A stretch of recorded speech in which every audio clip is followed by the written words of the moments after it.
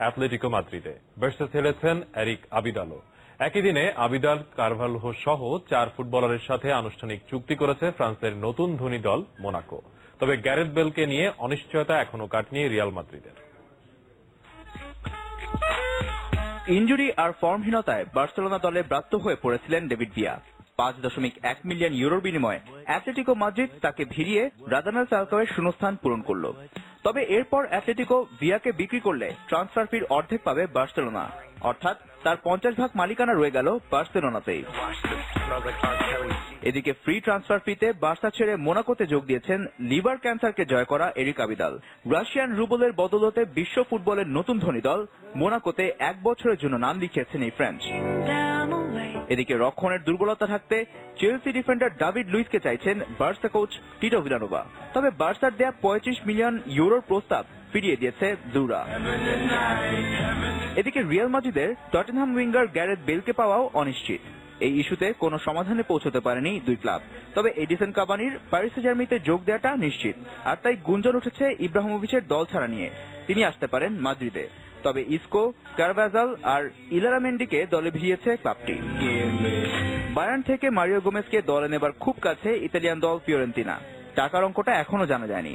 তবে Shakhtar দোনেস্কের Armenian sensation Henrique এনখেতিয়ারানকে পাচ্ছে না লিভারপুল, তাকে দলে ভিড়িয়েছে বরুসিয়া ডর্টমুন্ড। আর অ্যাস্টন ভিলাকে রেলিগেশন থেকে বাঁচানো বেলজিয়ান স্ট্রাইকার ক্রিশ্চিয়ান বেন্টেকের প্রতি আগ্রহ দেখিয়েছে চেলসি।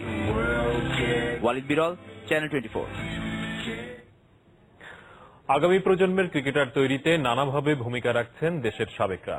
নড়াইলে মাশরাফি বিন মুর্তজার ক্রিকেট একাডেমির কথা আমরা আগেই জেনেছি চ্যানেল 24 এর রিপোর্টে। এবার জানবো কুষ্টিয়া একাডেমির কথা। 2004 সালে দুই ভাই হাবিবুল বাশার ও এমদাদুল বাশারের হাত ধরে গড়ে ওঠে এই একাডেমি।